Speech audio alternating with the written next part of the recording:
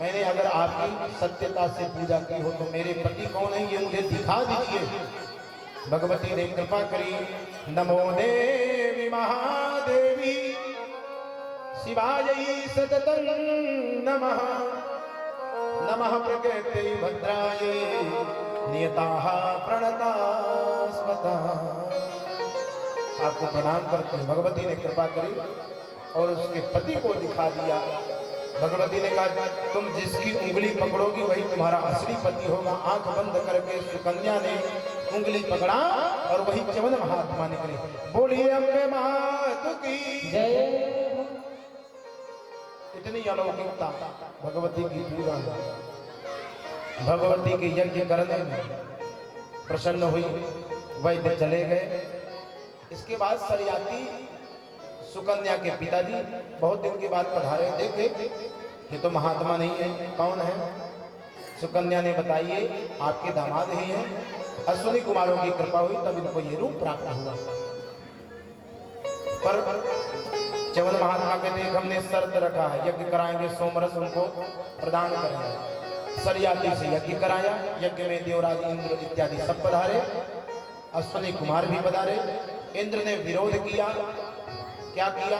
अगर इनको अमृत पिलाया जाएगा तो मैं वध कर दूंगा सरयाती का और च्यवन महात्मा का भी वध कर दूंगा। वज्र उठाया मारने के लिए। च्यवन महात्मा ने मंत्र पढ़ा, हाथ वहीं पर रुक गया।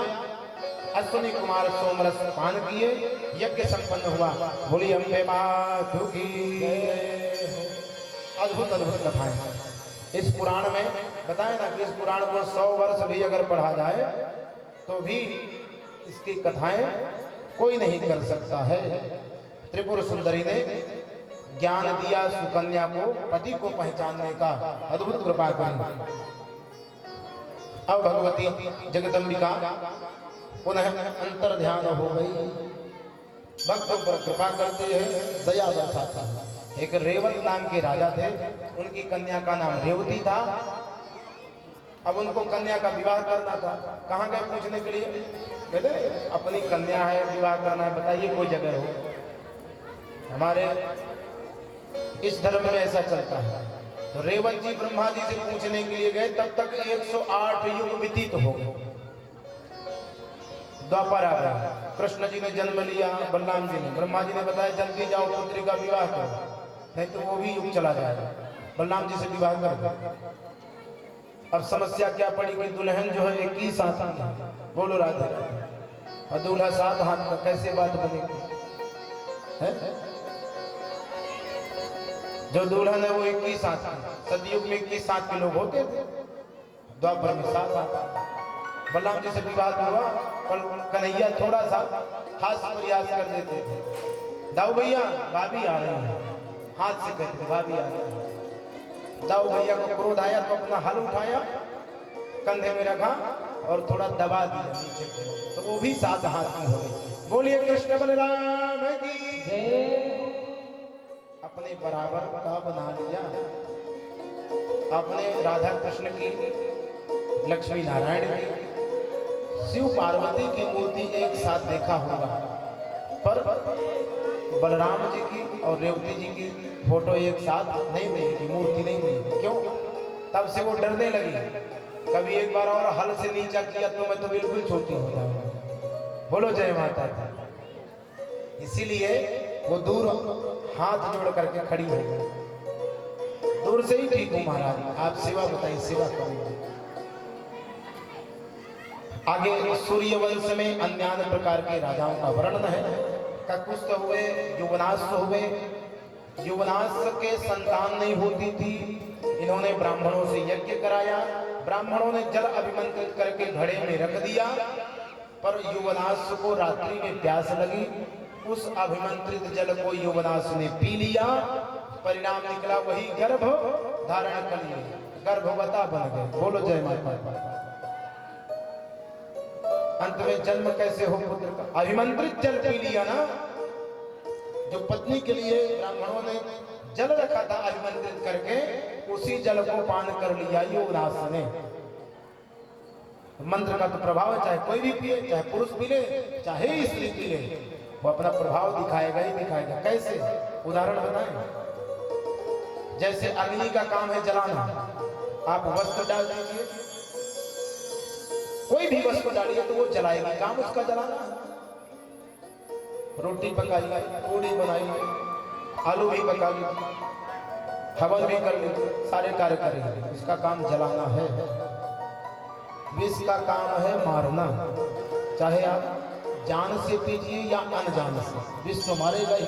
वो ये नहीं सोएगा इसने नहीं जाना पी लिया है, नहीं, वो जलाएगा ही जलाएगा, आप जानते हो चाहे ना जानते हो। इसी तरह भगवान के नाम की महत्वता है, मंत्र की महत्वता है, वो अपना प्रभाव दिखाता है, चाहे आप जान से लीजिए या अनजान से, नाम का प्रभाव पड़ेगा। मंत्र अभिमंत्रित जल दिया, गर्भ ठहरा, अंत में पत्थर से उदर का ऑपरेशन किया गया, बेटा निकला, दुग्ध कौन पिलाए?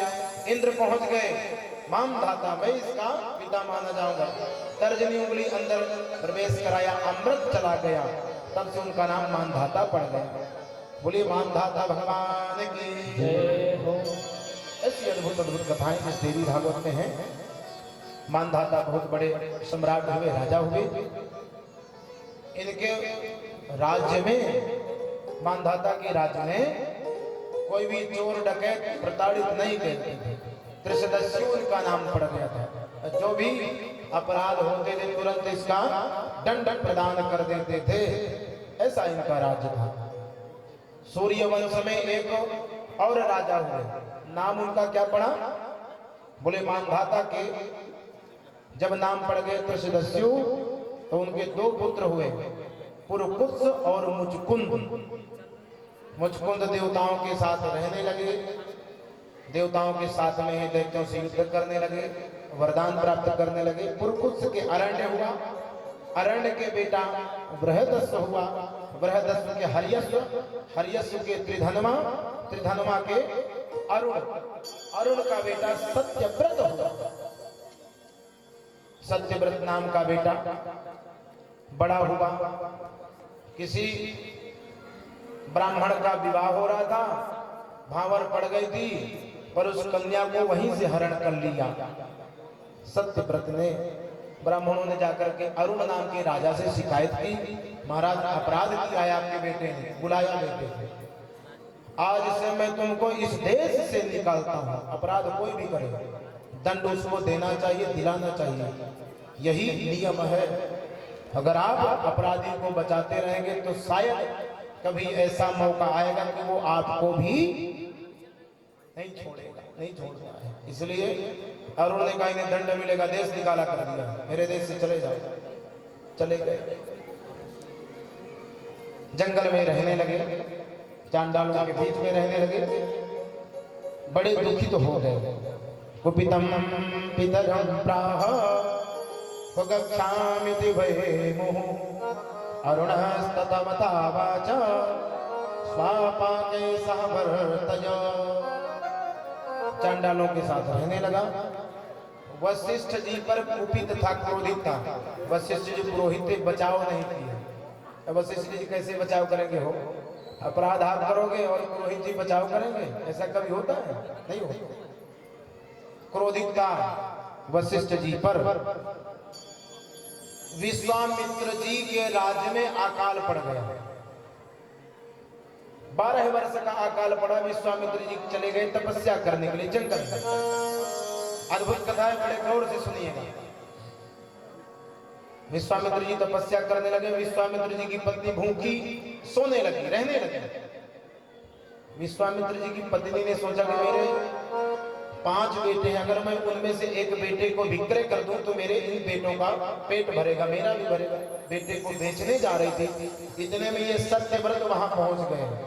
जान गए ये तो विश्वामित्र जी की पत्नी देवी, बेटे को क्यों बेच रही हो, क्या कारण है? खाने के लिए कुछ नहीं है। सत्यव्रत ने कहा जब तक तुम्हारे पति नहीं आएंगे, तपस्या करके वापस नहीं लौटेंगे, तब तक मैं तुम्हारा भरण पोषण करूंगा, यह मैं प्रतिज्ञा लेता हूं। पुत्र को मत भेजो। लौट गई। सत्यव्रत उनका भरण पोषण करने लगे। इधर एक दिन कुछ शिकार नहीं मिला सत्यव्रत को, तो वशिष्ठ जी की गाय का ही वध कर दिया सत्यव्रत ने, और भोजन की व्यवस्था किया। वशिष्ठ जी को पता चला, क्रोधित हो गए, शाप दे दिया सत्यव्रत को, पिता का कोप भाजन बने तुम, गाय की हत्या किए और चांडालों के बीच में तुम रहने लगे, इसलिए तुमको त्रिशंकु कहेंगे। तुम्हारे 3 निशान पड़ जाए मस्तक पर पापों के, नाम उनका पड़ गया त्रिशंकु, सत्यव्रत का नाम त्रिशंकु पड़ गया। अब और दुखित हो गए, जंगल में रहने लगे, तप करने लगे, ऐं ह्रीं क्लीं चामुंडायै विचे, इस मंत्र का जप करने लगे। शाप मिलने के बावजूद भी तप किया त्रिशंकु जी ने। परिणाम क्या निकला? परिणाम ये निकला कि भगवती प्रसन्न हुई, प्राण अंत करने का समय आ गया था। अब सोच रहे थे कि मेरा मरना ही ठीक है, अब क्या बचा है जीवन में, जीवन जीने से मिलेगा। भगवती आकाशवाणी करते हैं, है त्रिशंकु सत्यव्रत, मैं तुमसे प्रसन्न हूं, तुम अभी राज्य करोगे, तुम्हारे पिताजी अपने मंत्रियों को भेजेंगे, वो तुम्हें निभा जाएंगे। ऐसा भगवती ने आकाशवाणी की, प्रसन्न हो गया राजा सत्यव्रत। त्रिशंकु प्रसन्न हुए, अरुण को स्वप्न में दिखाई देकर के भगवती ने कहा, अपने पुत्र को बुलाओ, उसको राज्य दो, तुम जाकर आगे तपस्या करो। अरुण ने मंत्रियों को भेजा,